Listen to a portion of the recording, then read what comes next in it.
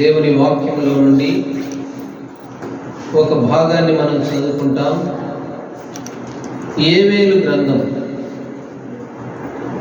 మన వాక్యము ఆరాధన కొరకై యోవేలు గ్రంథంలో ఒక భాగాన్ని మనం చదువుకుంటాం. 752వ పేజీ, 752వ పేజీ యోవేలు గ్రంథం, మొదటి అధ్యాయము 12వ వచనాన్ని మనము ఆరాధన కొరకై అందరం కలిసి చదువుకుంటాం. యోవేలు గ్రంథం మొదటి అధ్యాయము 12వ వచనం అందరం కలిసి చదువుకుంటాం. ద్రాక్ష చెట్లు చెడిపోయెను, అంజూరపు చెట్లు వాడిపోయెను, దానిమ్మ చెట్లను, ఈత చెట్లను, జల్దరు చెట్లను, తోట చెట్లన్నీ వాడిపోయినవి, నరులకు సంతోషమేమీ లేకపోయెను. దేవుడి వాక్యమును మన కొరకే ఆశీర్వదించును గాక. ఈ యోవేలు గ్రంథంలో కొన్ని చెట్లు ఉన్నాయి.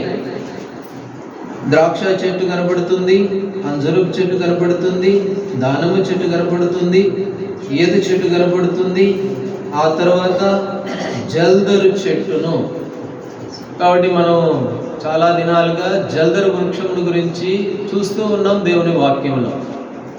ఈ జల్దరు వృక్షము మనము గతంలో ధ్యానం చేస్తూ వచ్చాము. అది మన ప్రభువైన యేసుక్రీస్తు వారికి సాదృశ్యము అని. జల్దరు వృక్షము యేసు ప్రభు వారికి సాదృశ్యంగా ఉంటే, ఇప్పుడు ఇక్కడ ఏమని రాయబడి ఉంది? చాలా చెట్లు ఎండిపోయినాయి, వాడిపోయినాయి, వాటితో పాటు జల్దరు చెట్టును, తోట చెట్లన్నీ వాడిపోయినవి. ఇప్పుడు జల్దరు చెట్టు ఏం చేయబడిందంట? వాడిపోయినట్లుగా చూస్తాం. కాబట్టి వాడిపోవడం అంటే మనకి అర్థం కావడం కొరకు మన ఇంట్లో చలికాలం వచ్చినప్పుడు, లేకపోతే ఏదో ఆ సీజన్లో చుక్కుడు చెట్టు, తర్వాత సొర చెట్లు వేసుకుంటాం, పాదు వేస్తాం. అదంతా చిన్న కాడలాగా ఉంటాయి, అదంతా అల్లుకుపోద్ది. చుక్కుడు చెట్టు అయితే మనకు బాగా తెలుసు, చుక్కుళ్ళు వేస్తాము, చుక్కుడు సన్న తీగలాగా అంతా అల్లుకుపోద్ది. అవి కాపు కాస్తాయి, కాపు అంతా అయిపోయింది, ఇంకా ఈ చెట్టు వద్దు అనుకున్నప్పుడు దాని మొదల్లో దాన్ని కట్ చేస్తాం కదా.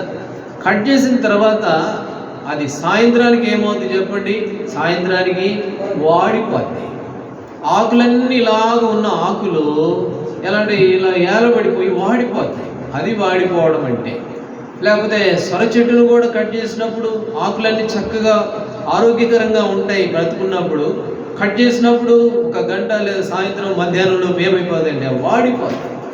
అలాగనే ఇక్కడ జల్దరు చెట్టు, మరి మిగిలిన చాలా చెట్లు అన్నీ అవి కూడా ఆ స్థితిలోనే ఉన్నాయిలే, కానీ ప్రాముఖ్యంగా ఇక్కడ జల్దరు వృక్షముల గురించి మనం చూస్తాము. ఈ జల్దరు చెట్టు ఏమైపోయిందంట? వాడిపోయినట్లుగా చూస్తాం. జల్దరు వృక్షము ప్రభువైన యేసుక్రీస్తు వారికి సాదృశ్యం. యెషయా గ్రంథం 53:2లో ప్రభువుని గురించి ఒక మాట ఉంది. ఏమని రాయబడి ఉంది? యెషయా గ్రంథం 53వ అధ్యాయం 2వ వచనం. అతడు 53:2 లేత మొక్కవలెను, ఎండిన భూమిలో మొలిచిన మొక్కవలెను అతడు ఆయన ఎదుట పెరిగిను, అతనికి స్వరూపమైనను సొగసైనను లేదు, మనం అతని చూసి అపేక్షించినట్లు అతని యందు స్వరూపము. ఎట్లా ఆయన పెరిగాడు అంటే లేత మొక్క వలె పెరిగాడు. లేత మొక్క పెరిగినప్పుడు ఎంత బాగుంటుందో కదా. ఇంకొక మాట కూడా చదవండి, జకరియా గ్రంథం 6వ అధ్యాయం. జకరియా గ్రంథం 6వ అధ్యాయము 12వ వచనం చదవండి. 12వ వచనం. అతనితో ఇట్లను సైన్యములకు అధిపతి యొక్క యెహోవా సెలవిచ్చినదేమనగా, చిగురు అను ఒకడు కలడు, అతడు తన స్థలములో నుండి చిగుర్చును, అతడు యెహోవా ఆలయము. జకరియా గ్రంథము 6:12లోను, యెషయా గ్రంథం 53:2లోను చిగురు లేక లేత మొక్క అనేది మనం చూస్తాం. ఇది ఎవరిని గురించి రాయబడింది అని అంటే ప్రభువైన యేసుక్రీస్తు వారిని గురించి రాయబడింది. అదే యెషయా గ్రంథం 11వ అధ్యాయము మొదటి వచనంలో యెషయా మొద్దు నుండి చిగురు పుట్టును, అంకురం ఎదిగి ఫలించును అని రాయబడింది. కాబట్టి చిగురు లేక లేత మొక్క అనేది ఎవరిని చూపిస్తుంది? ప్రభువైన యేసుక్రీస్తు వారిని చూపిస్తుంది. మొన్న ఈ మధ్య కాలంలో మేము ఇక్కడే కదా ఉండేది, తరచుగా కొండ వైపు చూస్తూ ఉంటాం. ఈ కొండ వైపు చూస్తూ ఉంటే ఆ కొండల్లో అన్ని రాళ్ళే, మీకు తెలుసు కదా, కనిగిరి కొండ అంతా రాళ్ళే. ఆ రాళ్ళలో అక్కడక్కడ కొన్ని చెట్లు ఉంటాయి, మొన్న ఆ మధ్య ఒక చెట్టు కనపడ్డది. ఎట్లుందనంటే అది ఆకులన్నీ రాలిపోయి అప్పుడే ఇగురు వచ్చింది. ఆ ఇగురంతా కూడా చక్కగా కాఫీ కలర్లో, టీపొడి కలర్లో అన్ని ఆకులన్నీ అట్లా ఉన్నాయి. చూడడానికి చాలా బాగా అనిపించింది. రెండో రోజు చూస్తే అంతా అదంతా పోయి మళ్ళీ పచ్చదనం వచ్చేసి వేరే ఆకుల్లాగా కనపడింది. అటు మామిడి ఇగుర్లు కూడా అలాగే ఉంటాయి కదా, కాఫీ కలర్. కాబట్టి లేత మొక్క వలె ఆయన పెరిగాడు. చూడడానికి చాలా బాగుంది. లేత మొక్కలు, లేత ఇగుర్లు చాలా బాగుంటాయి. మామిడి ఇగుర్లు కానీ లేకపోతే జామ ఇగుర్లు ఏవైనా సరే లేతవి ఎంతో బాగుంటాయి. చిగురు అని ఒకడు కలడు. యెషయా మొద్దు నుండి ఆయన ఏం చేయబడతాడు? చిగురుస్తాడు. పరమగీతాల గ్రంథం 5వ అధ్యాయం 10వ వచనంలో ఆమె అన్నది ఆ దేవుని గురించి ఒక మాట. ఇందాక మన పాట కూడా పాడుకున్నాం. ఓ ప్రియుడా నా అతి సుందరుడా, ధవళావర్ణుడా నా అతి ప్రియుడా. పరమగీతాల గ్రంథం 5వ అధ్యాయం 10వ వచనంలో ఆ మాట ఉంది. నా ప్రియుడు రత్నవర్ణుడు, ధవళవర్ణుడు, 10,000 మందిలో నేను అతన్ని గుర్తించవచ్చును అని. కాబట్టి మన ప్రభు ఎలాంటి వాడు అని అంటే లేత మొక్క, 10,000 మందిలో ఆయనను గుర్తించవచ్చును. కీర్తనల గ్రంథం 45వ అధ్యాయం 2వ వచనంలో అక్కడ కూడా ఒక చక్కటి మాట ప్రభువుని గురించి రాయబడింది. 45వ అధ్యాయము 2వ వచనం. నరుల కంటే నీవు అతి సుందరుడు అయి ఉన్నావు. కాబట్టి నరుల కంటే నీవు అతి సుందరుడు అయి ఉన్నావు. అయితే ఆయన సుందరమైన వాడు. మనుషులందరిలో కల్లా 10,000 మందిలో ఆయన పెట్టినా కూడా గుర్తించవచ్చు. ఎందుకంటే ఆయన ప్రత్యేకమైన వాడు. ఆయన చిగిర్చి ఆ లేత మొక్కలాగా ఎంతో చక్కటి, మరి నరులందరికంటే ఎంతో సుందరం కలిగిన వాడు. యెషయా గ్రంథం 53:3లో ఒక మాట ఉంది. ఏమైపోయాడు? యెషయా గ్రంథం 53వ అధ్యాయము 3వ వచనం. 3వ వచనం. అతడు తృణీకరింపబడిన వాడాయను, మనుషుల వల్ల విసర్జింపబడిన వాడు, వ్యసనాక్రాంతులుగాను వ్యాధులను మనుషులు చూడనల్లని వాడుగా ఉండెను. ఎట్లాంటి వాడు? నరులలో నీవు అతి సుందరుడు. ఇప్పుడు ఏమైపోయాడంట? మనుషులు చూడనల్లని వాడిగా అయిపోయాడు. జల్దరు వృక్షము ఏమైపోయింది అని అంటే ఏమైపోయింది? వాడిపోయినట్లుగా చూస్తాం. కాబట్టి ఆయన చూడనల్లని వాడిగా అయిపోయాడు. అంతకుముందు ఆయన గురించి, ఆయన తేజస్సుని గురించి రాయబడింది. నరులందరికంటే నీవు అతి సుందరుడు. ఆయన లేత మొక్క, ఈ చిగుర్చేటువంటి చిగురుడు ఒకడు కలడు, తన స్థలంలోంచి ఆయన చిగురుస్తాడు అని రాయబడింది జకరియా గ్రంథంలో.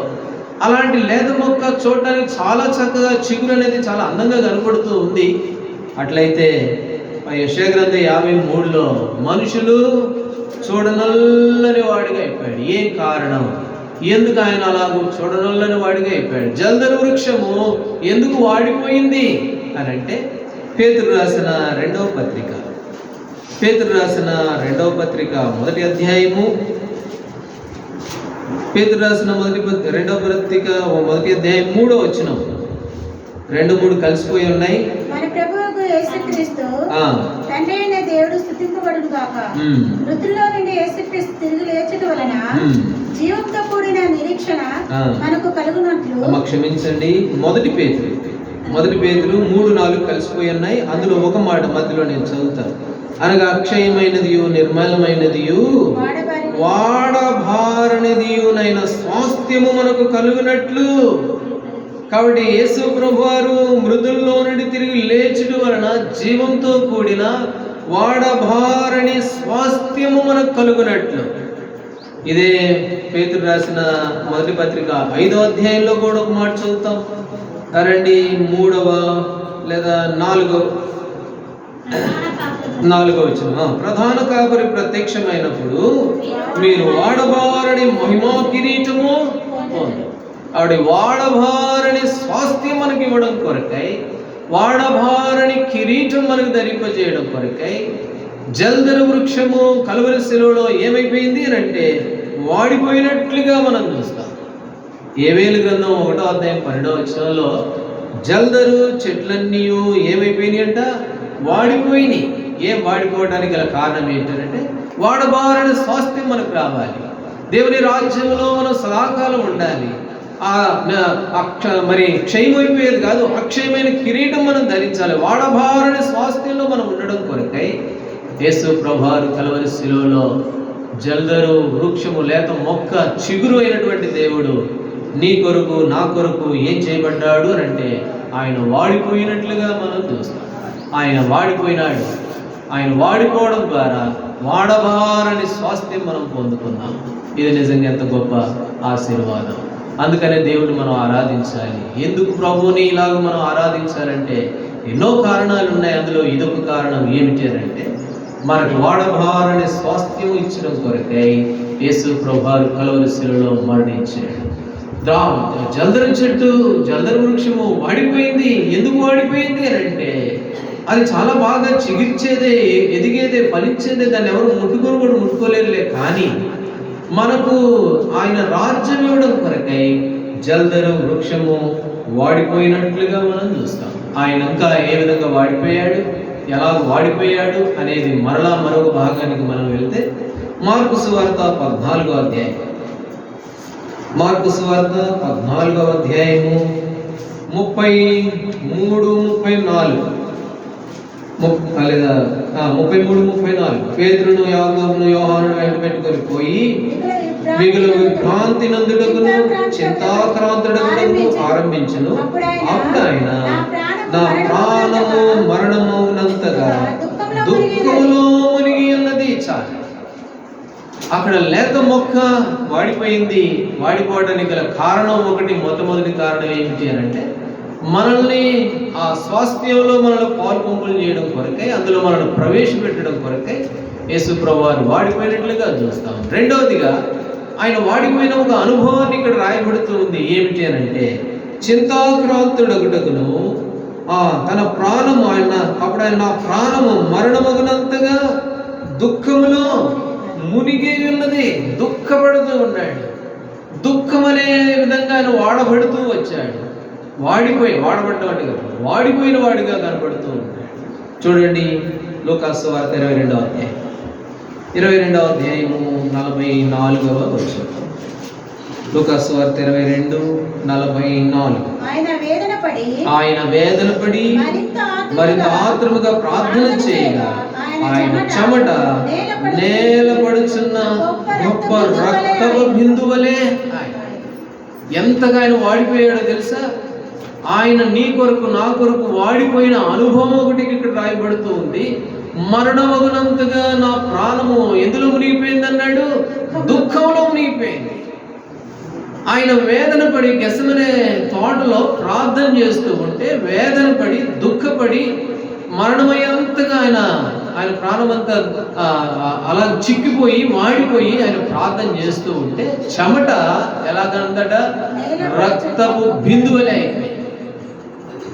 నిజంగా ఎంత శ్రమ పడ్డాడు. ఒకసారి ఆలోచన చేస్తే రాత్రిపూట బాగా అలవాటు అయిపోయింది. దేనికి? ఫ్యాన్లకి బాగా అలవాటు అయిపోయాం. 1 గంట కరెంటు తీస్తే ఏమైపోతాం? ఉక్కిరి బిక్కిరి అయిపోతాం కదా, అల్లాడిపోతాం.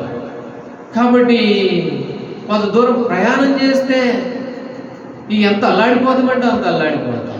అయితే యేసు ప్రభువారు గెస్సెమనే తోటలో నీ కొరకు నాకు, ఆయన కొరకు కాదు, ఆయన కొరకు వచ్చి ఆయన కొరకు వేదన పడలేదు.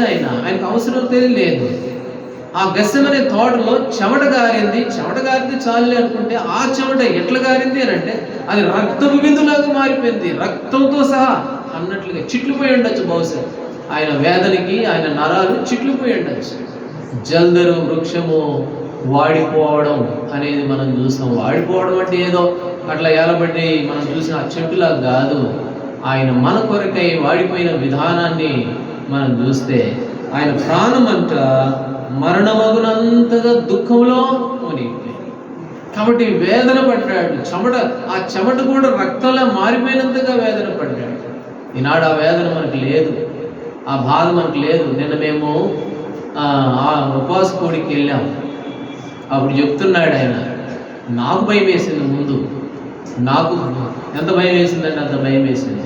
ఏంటి అని అంటే, ఒక ఆయన పాట రాశాడంట. ఆ పాటలో ఉందంట, ఎన్ని గుండెలు నీకు ఈ టయానికి వస్తున్నావు, దేవుని మందిరానికి ఇంత ఆలస్యంగా వస్తున్నావు, నీకు ఎన్ని గుండెలు అనే ఒక పాట రాశాడంట. పాట పాడలేదు కానీ ఆ పదం చెప్పాడు అంకుల్. నిజమే, ఎంత భయమో, ఎంత బాధ. అయితే యేసుప్రభు వారు మన కొరకై అంతగా శ్రమ పడితే, నేను ఈరోజు ఉదయం ఇంకొకటి కూడా చదివాను. ఒక ఆయన పోయి అన్నాడంట, ప్రభువా నేను పరలోకంలో ఉండాలి అని అంటే, అవునా పరలోకంలో ఉంటా? అవును కదా, ఇందుకోసమే కదా ఈ భక్తి అంతా నేను చేసేది. నేను బాప్తిసం పొంది ఇందుకే, ప్రభువుని మిమ్మల్ని ఆరాధించేది ఇందుకొరకే, బలలో పాలుది ఇందుకొరకే, మరి బంధువులు స్నేహితులు అందరూ నన్ను వెలివేసినా కూడా నేను క్రమంగా వచ్చేది ఎందుకొరకంటే ఇందుకొరకే.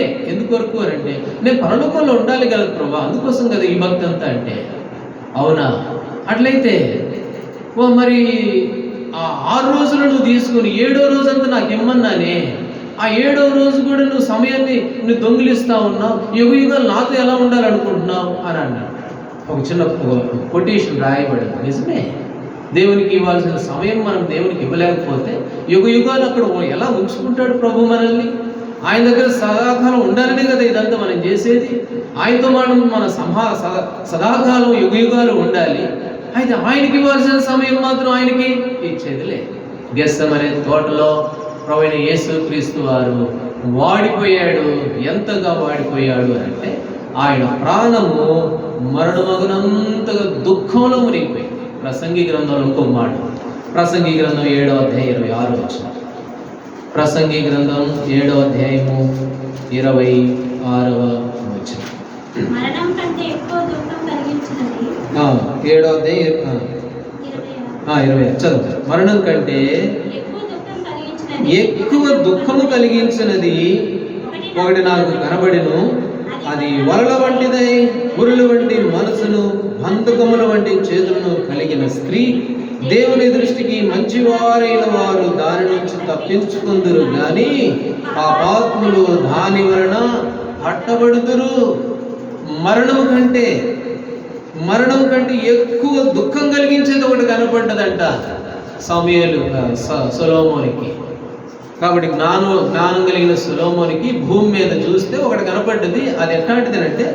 మరణము కంటే ఎక్కువ దుఃఖం కలిగింది, చాలా వేదనకరమైనది ఒకటి కనపడ్డది. ఏమిటి అంటే, అది ఉరులు వంటిదై మనసును బంధించినటువంటి అది. అయితే దాని దృష్టికి మంచి వాళ్ళైతే తప్పించబడతారంట, కానీ పాపాత్మలు ఏం చేయబడతారంట? పట్టబడుదురు. కాబట్టి అది అక్కడ స్త్రీ అని రాయబడిందిలే, కానీ అపవాది పట్టుకుంటాడు, బంధించబడతాడు, మనల్ని బంధించుకుంటాడు. అది ఎలాంటి దాంతో సమానమో తెలుసా? మరణము కంటే ఎంతో ఎక్కువ దుఃఖం కలిగింది. అందుకనే ధనవంతుడు లూకాసు వార్త 16వ అధ్యాయంలో అబ్రహాము చెప్పాడు ధనవంతుడితో ఒక మాట.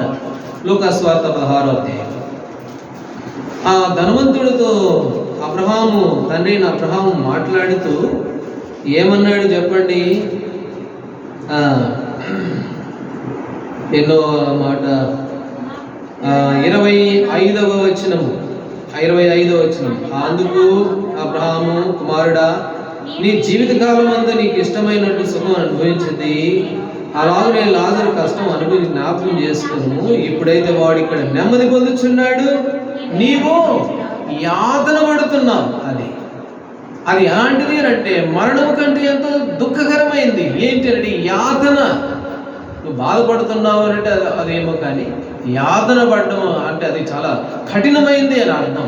దుఃఖపడ్డాం, వేదన పడ్డాం, యాతన పడ్డాం. ఇప్పుడు నువ్వు ఇక్కడ ఏం చేస్తున్నావు, నువ్వు అక్కడ ఏం చేస్తున్నావు, నువ్వు యాతన పడుతూ ఉన్నావు. అందుకనే మంచివారు, దేవుని యందు భయభక్తులు కలిగిన వారు ఏం చేయబడతారు? తప్పించుకుంటారులే, కానీ పాపాత్ములైన వారు, భక్తిహీనులైన వారు దాని చేత ఏం చేయబడతారు? పట్టబడుదురు.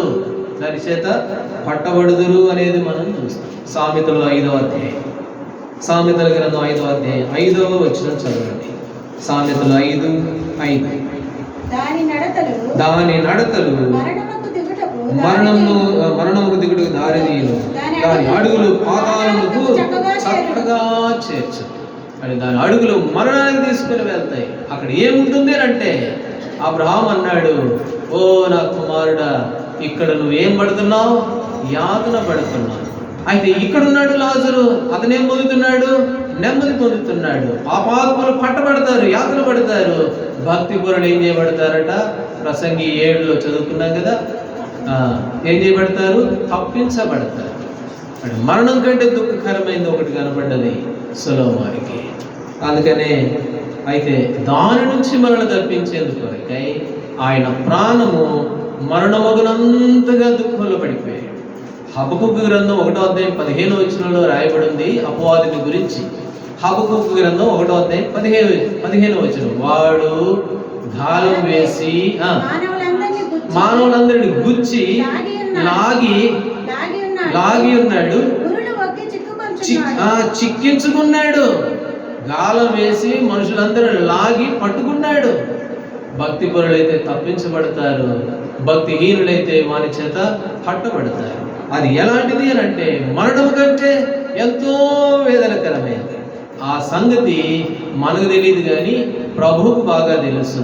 అందుకనే ఆ గెత్సెమనే తోటలో ఆయన ప్రాణము మరి పోవునంతగా ప్రభువారు దుఃఖపడినట్లుగా మనం చూస్తాం. ప్రభు జల్దరు వృక్షం వాడిపోయింది. వాడిపోవడానికి గల కారణం ఇది.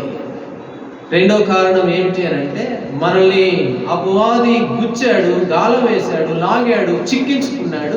వాని చేతుల నుంచి విడిపించేందుకు కొరకై మరి ఆయన మరణమగునంతగా వేదన పడినట్లుగా చూస్తాం. ప్రకటన గ్రంథం 21వ అధ్యాయం, ప్రకటన గ్రంథము 21వ అధ్యాయము 4వ వచనం చదవండి. 4. ఆయన వారి కనుల ప్రతి బాష్పబిందువును తుడిచివేయును, మరణమిక ఉండదు, దుఃఖమైనను, ఏడుపైనను, వేదనైనను ఇక ఉండదు. మొదటి సంగతి. కాబట్టి దుఃఖమైనను, మరణమైనను, వేదనైనను ఇంకా ఉండదు. అక్కడికి మనల్ని తీసుకువెళ్ళడం కొరకై ఆయన ప్రాణము మరణమగునంతగా వేదనలో పడ్డాడు. శరీరం అంతా నలిగిపోయింది. శరీరం అంతా కూడా మరి చెమట కూడా రక్తంలో మారునంతగా వేదన పడ్డాడు. నిజంగా ఆయన వాడిపోయాడు. జల్దరు వృక్షం వాడిపోయింది అని అంటే ఒకటి వాడిపోవడానికి గల కారణము ఏమని చూసాము ఏవేల గ్రంథంలో. మొదటి కారణం ఏమిటి అని అంటే వాడబారని స్వాస్థ్యం మనకివ్వడం కొరకు ఆయన లేక మొక్క చిగురు అయ్యుండి కూడా ఏమైపోయాడు? వాడిపోయినట్లుగా, మనుషులు చూడనొల్లని వాడిగా అయిపోయినట్లుగా చూస్తారు. రెండవదిగా మరి అపవాది చేతిలో గాలం వేసి లాగబడి ఉరులు ఒక్కి చిక్కించుకున్నటువంటి వారి చేతిలో నుంచి విడిపించేందుకు కొరకై ఆయన నలిగిపోయాడు. గెత్సెమనే తోటలో మరణమగునంతగా దుఃఖపడ్డాడు. చెమట కూడా రక్తంగా మారునంతగా వేదన పడ్డాడు. కాబట్టి ఎందుకు అనంటే అక్కడ ఏముంటుందట? అక్కడ మరణమైనను, దుఃఖమైనను, ఏడుపైనను అక్కడ మనల్ని చేర్చేందుకు కొరకై ప్రభువైన యేసుక్రీస్తు వారి భూమి మీద ఎన్నో శ్రమలు, వేదనలు, మరణమగునంతగా వేదన పడినట్లుగా రెండవదిగా మనం చూస్తాం. కాబట్టి జల్దరు వృక్షము వాడిపోయింది. ఎందుకు వాడిపోయింది? రెండవ కారణం. మూడవదిగా మనం చూస్తే యెషయా గ్రంథం 40వ అధ్యాయం. యెషయా గ్రంథం 40వ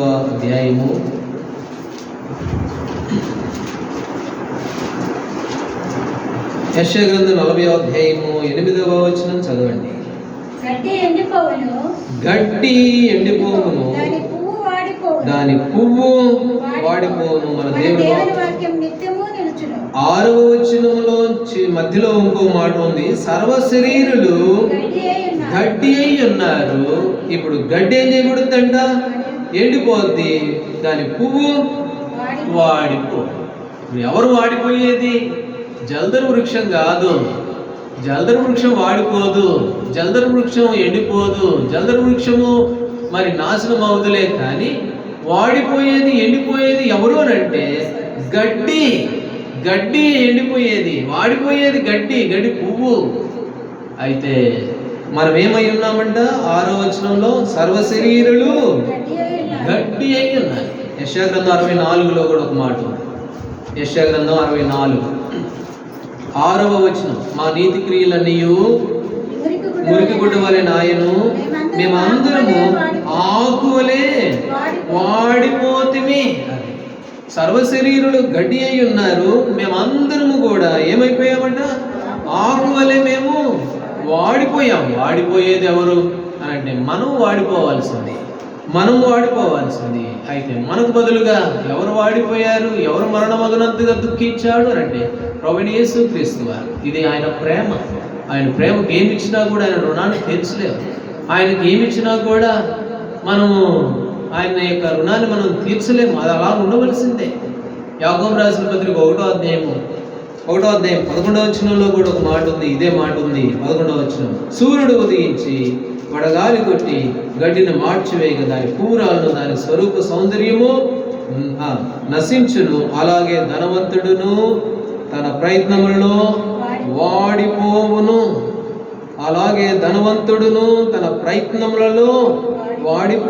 ప్రయత్నములలో అనకాడ 2 అనేసి కింద ఏమని రాయబడింది? నడకలో.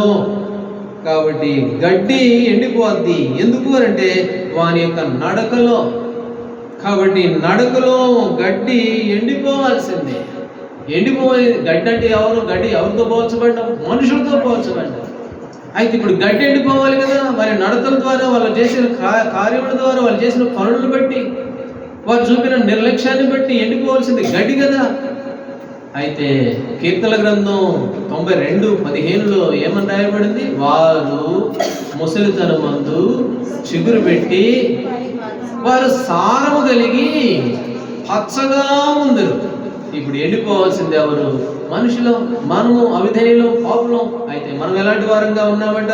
వాక్యంలో రాయబడిన మాట, వారు సారం కలిగి పచ్చగా ఉంది. నిజమే, ఈనాడు మనం అంతా పచ్చగానే ఉన్నాం, సారం కలిగిన వారంగా ఉన్నాం, సజీవంగా ఉన్నాం.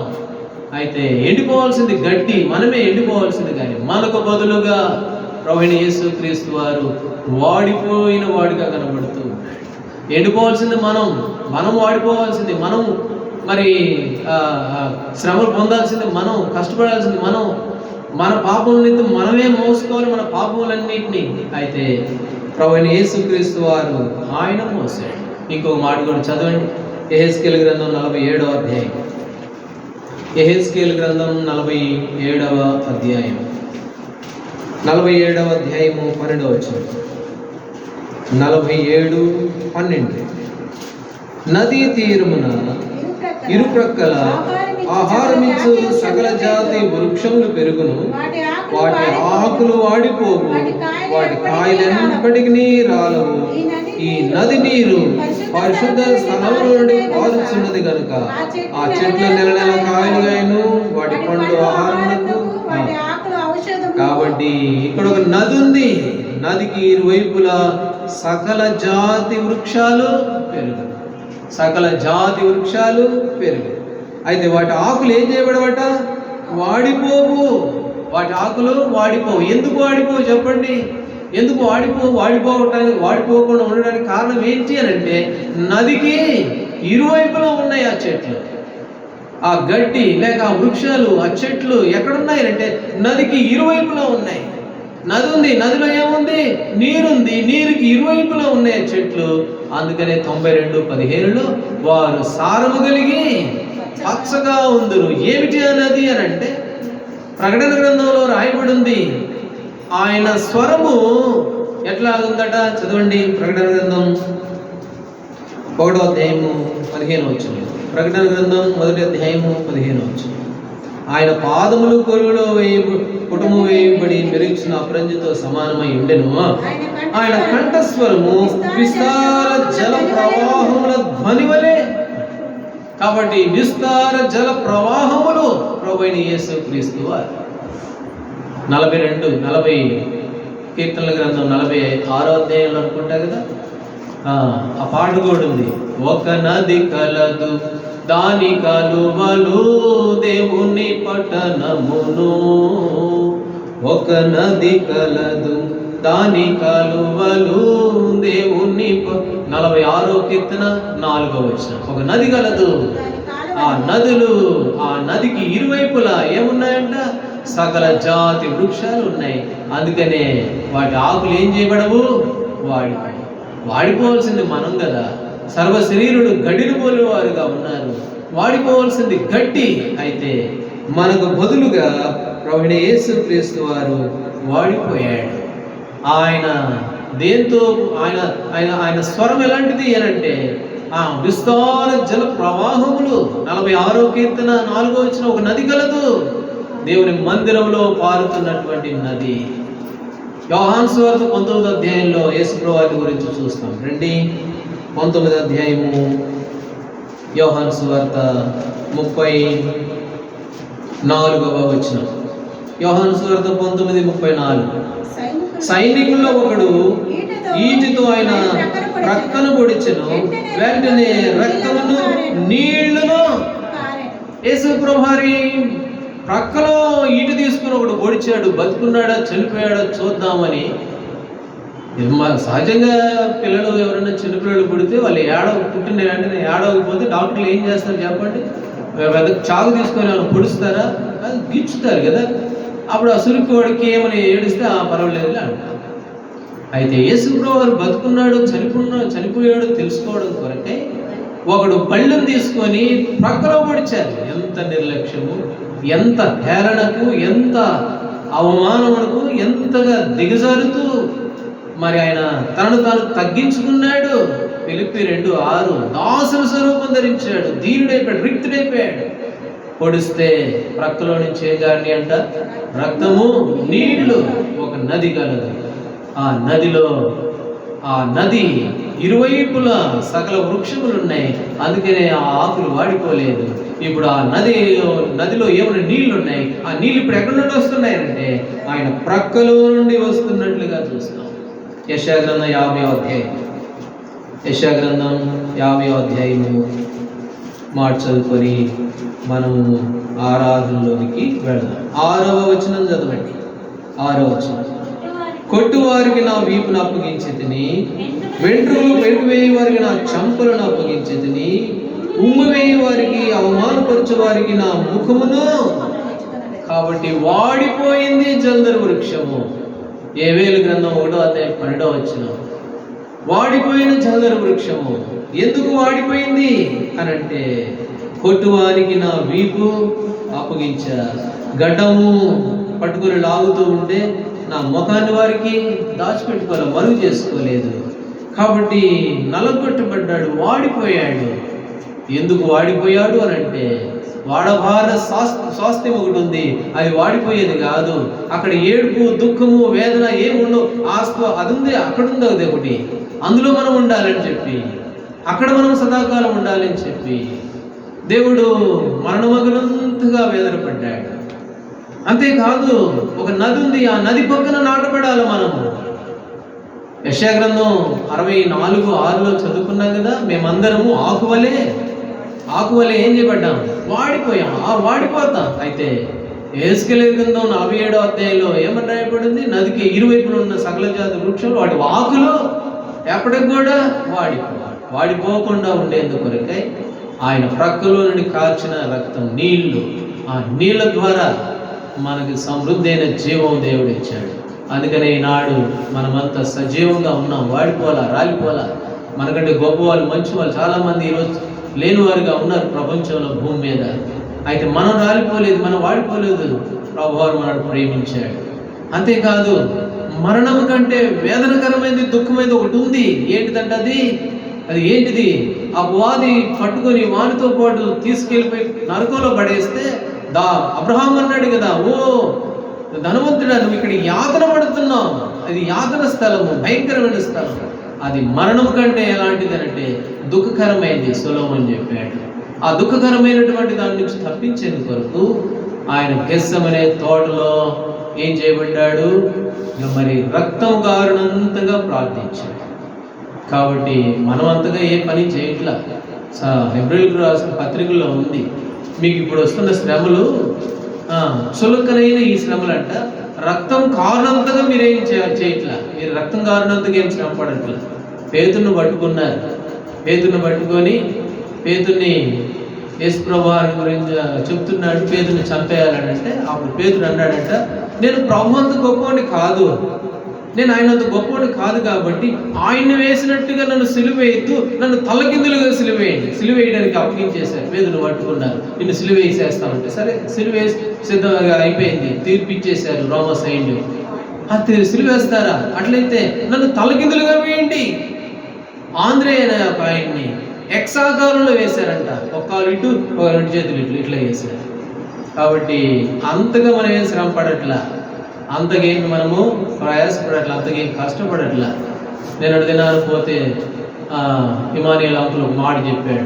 నేను ఎర్నాకుళం వెళ్ళాను, కేరళ, మొన్న 1, 2, 3, 4 తారీఖుల్లో అక్కడ మీటింగ్స్ అయితే వెళ్ళాము. మేము అక్కడికి 3 రోజులు అక్కడే ఉన్నాము ఎర్నాకుళంలో. అక్కడంతా మలయాళం, తెలుగు కాదు, మలయాళం, తెలుగు మందిరం ఒకటే ఉంది, మన వాళ్ళు కూడా చాలామంది ఉన్నారు. కాబట్టి మలయాళం చర్చికి వాళ్ళు వెళ్ళలేరు కాబట్టి తెలుగు చర్చికి వెళ్ళాలి. తెలుగు చర్చి ఎక్కడుందా అంటే ఎర్నాకుళంలో ఉంది. అక్కడి నుంచి 50 కిలోమీటర్ల నుంచి వస్తారంట దేవుని మందిరానికి. ఎందుకంటే ఇక ఉంటాయి వాళ్ళు అంత కేరళ రాష్ట్రం అంతా క్రైస్తవ రాష్ట్రమే, అయితే మిగతావన్నీ మలయాళం చర్చి అర్థం కావు కదా, తెలుగు చర్చికి పోవాలి కదా. అయితే ఒక్కొక్కరు 50-60 కిలోమీటర్ల నుంచి ప్రయాసపడి ఆదివారం మందిరానికి వస్తారంట. చెప్తా ఉంటే నిజంగా ఆశ్చర్యం వేసింది. కాబట్టి యేసు ప్రభువారు గెత్సెమనే తోటలో నీ కొరకు నా కొరకు వేదన పడినంతగా, రక్తము చెమట కాస్త రక్తంగా మారినంతగా వేదన పడితే మనము ప్రభుకి మరి అంత వేదన లేదు, అంత కష్టం లేదులే, కానీ కొంచెం శ్రమ పడటానికి కూడా మనం సాగించాలి. అందుకనే దావీదు అన్నాడు, దేవా నువ్వు చేసిన ఉపకారాలు చాలా ఉన్నాయి, ఒక్కోటి చెప్పుకుంటూ పోతే చాలా సంవత్సరాలు ఈ భూమి కూడా సరిపోదేమో రాస్తే. అయితే వాటిలో దేన్ని మరొక ప్రతి దేవుడు చేసిన మేలన్నిటిని బట్టి కృతజ్ఞతాస్తుతులు చెల్లించవలసిన వారంగా ఉన్నాం. అందుకనే ఏవేలు గ్రంథం 1వ అధ్యాయం 12వ వచనంలో జల్దరు వృక్షము ఏం చేయబడిందంట? వాడిపోవడానికి గల కారణము 3 సంగతులుగా మనం చూసాం. ఈ 3 మనకి మేలు అనుగ్రహించడం కొరకే. కాబట్టి యేసు ప్రభువారు ఏదో తప్పు చేస్తే కాదు ఆయన కొట్టింది. కొరింథీయులకు రాసిన పత్రిక 5వ అధ్యాయం 21వ వచనంలో ఏమని రాయబడింది? పాపం ఎరుగని ఆయన మన కొరకు పాపముగా చేయబడి మన కొరకు చేయబడ్డాడు, అందుకనే ఆయన పట్టబడ్డాడు, వాడిపోయాడు. జల్దరు వృక్షం వాడిపోయినట్లుగా ఆయన లేత మొక్క ఆయన నరులందరిలో కన్నా సుందరుడు. అయితే మనుషులు చూడనల్లని వాడికి అయిపోయాడు, చూడటానికి కూడా ఇష్టపడినంత వ్యక్తి. 22వ కీర్తనలు అనుకుంటాను, చెకుముకి రాతి వలె నా ముఖమును చేయటానికి అప్పగించానని అన్నాడు ప్రభు. చెకుముకి రాతి వలె అంటే ఇప్పుడన్నీ అగ్గిపెట్టెలో అయిపోయి, కానీ పాతకాలంలో వాళ్ళకి తెలుసు చెకుముకి రాతి అంటే. దాన్ని కొట్టి నిప్పు పుట్టిస్తారు. ఇనుప ముక్కకి రాయికి కొడితే ఇంకా ఆ రాయి ఎట్లుంటుంది తెలుసా? అది కొట్టి ఎన్ని దెబ్బలు తగిలి ఉంటాయి.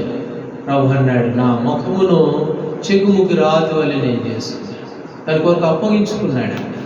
కాబట్టి ప్రభు చేసిన మేలువి ఎందుకు అనంటే ఒకే ఒక కారణము, వాడబారని స్వాస్థ్యంలో మనల్ని ఉంచేందుకొరకై కలవరి శిలువలో యేసు ప్రభువారు మిట్ట మధ్యాహ్నము ఎండలో వాడిపోయిన వాడిగా కనబడుతూ ఉన్నాడు. ఆయన ప్రేమకు, ఆయన చేసిన మేలుకు, ఆయన చేసిన ఉపకారములకు సాగిలపడి ఈ యొక్క సమయంలో ప్రభువును ఆరాధించి మనం స్తుతించవలసిన వారంగా ఉన్నాం. దేవుడు ఆ విధంగా మనందరికీ సహాయపడుగా. కొన్ని నిమిషాలు వ్యక్తిగతంగా